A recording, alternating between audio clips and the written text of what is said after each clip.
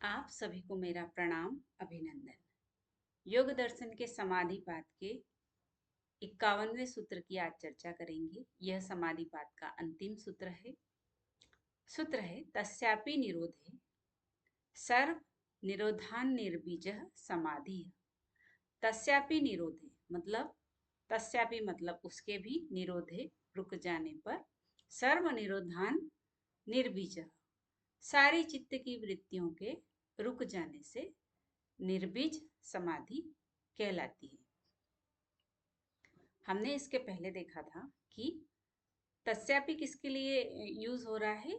इसके पहले वाले सूत्र में जो हमने ऋतंभरा प्रज्ञा की चर्चा की थी कि जो सिर्फ सत्य को ग्रहण करने वाली जो उच्च कोटि की बुद्धि की अवस्था जो होती है, उससे जो संस्कार बनते हैं, तस्यापि निरोधे उन संस्कारों के भी रुक जाने से, उस संस्कार ने जो परेशान करने वाले संस्कार थे उनको तो रोक ही दिया था, लेकिन अब क्या हो रहा है कि जो ऋतंभरा प्रज्ञा से उत्पन्न संस्कार है उनका भी रुक जाना, उनके भी रुक जाने से क्या होता है कि चित्त की सारे संस्कार रुक गए। मतलब सत रज तम तीनों गौण हो गए और चित्त की सारी वृत्तियां रुक गई। तो यह जो अवस्था है, यह जिसमें सारे संस्कार दब जाते हैं, यह जो स्थिति है यह निर्बीज समाधि कहलाती है। जब तक ऋतंभरा प्रज्ञा के संस्कार रहते हैं वह सबीज समाधि में कहलाती है।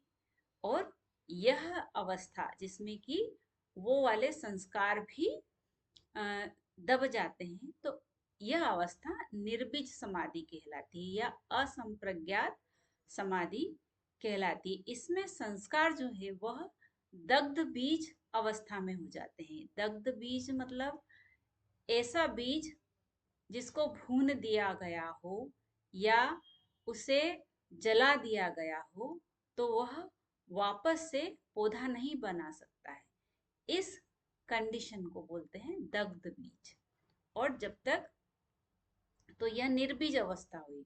और जो सबीज अवस्था है उसमें जो बीज है उसे अगर डाला जाए तो वो वापस से संस्कार ले लेगा, वापस से उसके अंदर जीवन आ जाएगा। लेकिन ये अवस्था है, इसमें चित्त की सारी वृत्तियां, सारे संस्कार दब जाते हैं।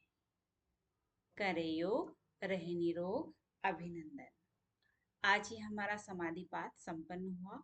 अब हम इसके बाद साधन पाठ देखेंगे। आप सभी के जुड़ने के लिए बहुत बहुत धन्यवाद। करें योग रहे निरोग, अभिनंदन।